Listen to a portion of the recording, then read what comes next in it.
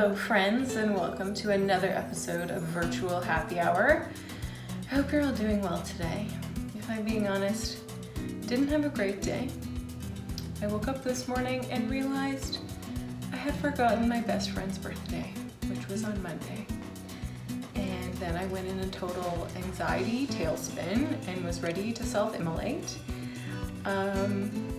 Sent many messages and FaceTime when she was at work, not just like punishing me. Anyway, I think we will continue to be friends, but that is very unlike me, and I felt very bad and very guilty. But today we are making a mezcal cocktail, which I hope will take the edge off any anxiety or hardships you've had today. You had a similarly trying day as I had. This is a classic cocktail, but I suspect many of you haven't heard of it. Have you heard of a Mexican firing squad? Please answer the question below. This is a cocktail that's typically made with tequila, but you can also make it with mezcal, which is what I'm doing today. We're gonna do 1.5 ounces of mezcal or tequila. In terms of other ingredients here, limes are essential and grenadine is ideal, but if you don't have grenadine, you can just use simple syrup or agave nectar. I'm using a combination of both simple syrup and grenadine. And then I have a fancy bitters here, which is Mr. Bitters smoked honeyed apricot and smoked hickory, because I think that will kind of really accentuate and be a lifting bitter to accentuate the smoky complex of mezcal. Mezcal and tequila are different. Tequila is only made from blue agave, and mezcal is made from a variety of different agave. And there's also a different process in terms of production, which I've explained in a blog post before. So bonus points if you remember reading that blog post, because I don't remember all the details off the top of my head. So I'm sorry that today's episode won't be as many knowledge bombs as the last couple, but I hope you'll learn something anyway.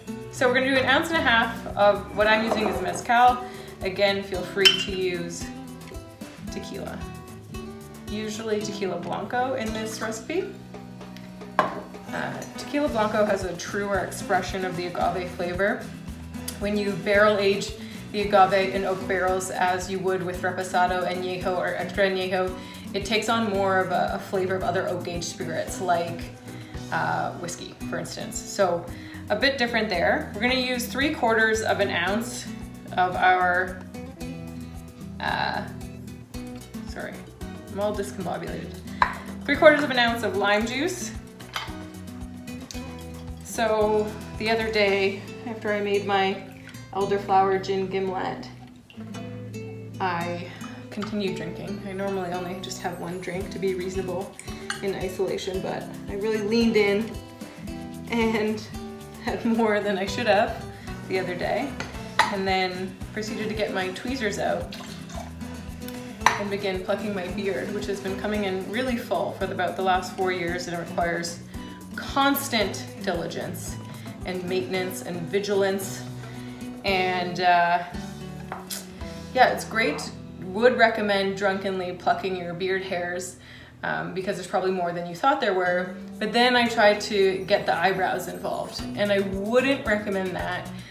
It was a little bit overzealous with the tweezers, and ended up tweezing off, 1/10 of my eyebrow on the outer edge, which I've had to pencil in for you, the viewers, today. Yeah. So we're gonna use 1/2 ounce of simple syrup. Again, if you don't have grenadine, I will tell you what to do in a moment. So 1/2 ounce of simple syrup. If you don't have grenadine, make it 3/4 ounce of simple syrup or 3/4 ounce of agave nectar if you're using that. You know what, even use honey if that's what you have. Again, it's about participation, not perfection. And then we're using just 1/4 ounce of the grenadine for color. Grenadine does go bad. You should keep it in the fridge after you open it, and it will only keep for about 4 to 6 months in the fridge. So if you have grenadine, you might want to give it a sniff before you use it. 2 dashes of bitters. And then we're just going to short shake, which means we're not shaking for very long, and we're only going to use 3 ice cubes. The reason why we're short shaking is because this cocktail, we're serving it in a highball glass or a Collins glass. And it has ice in it, so it will dilute as you're drinking it. You don't need to dilute it in the shaker. The shaking is really just intended to get that texture and chill the cocktail. So just so short of a shake. There we go. Now we're gonna put some ice cubes in our Collins glass. This glassware is linked in my home bar essentials post. I often get questions about where did I get this? This is the Ripple glass by Firm, F-E-R-M Living. Oh, look at the pretty color. This is not gonna fill this glass. It's not even remotely close. You know what, guys? This would be better if I had cracked ice, but I don't. I'm just gonna make another one and like fill it up. But you know, probably better in a different glass, even though I was following instructions. So, you know what? There it is. How does it taste?